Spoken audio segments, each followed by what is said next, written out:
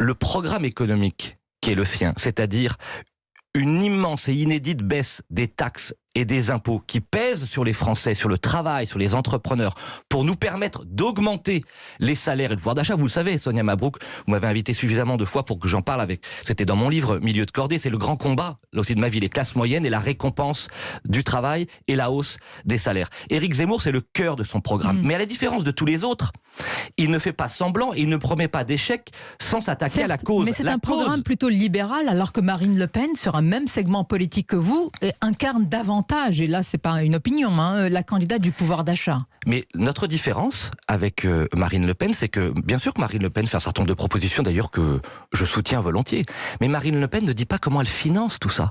Vous savez, quand on fait de la politique au sens noble du terme, on doit dire la vérité aux Français, comment on finance. Eh bien nous, avec Éric Zemmour, comment on finance, elle le dit, comment on finance ces hausses des salaires, ces baisses des impôts, on met fin à l'immigration, on met fin à l'assistanat, on met fin aux fraudes sociales, on met fin au gaspillage, à la gabegie et à la bureaucratie qui règne dans notre pays. Urgence. Donc oui, mais entre l'horizon de votre projet et l'urgence de la fin du mois, est-ce qu'il n'y a pas un gap, justement, vous un parliez de laps de Marine temps Le Pen, elle n'a pas plus les manettes que nous aujourd'hui.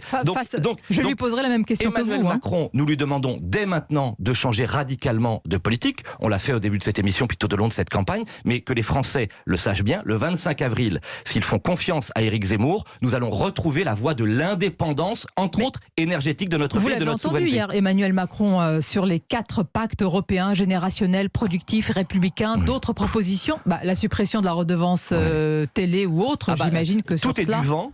Tout est du vide et tout est du néant, sauf effectivement quand il reprend, parce que comme il n'a pas d'imagination, les idées d'Éric Zemmour. Bon, ça c'est Macron, quoi. Mais vraiment, que les Français prennent conscience de ça.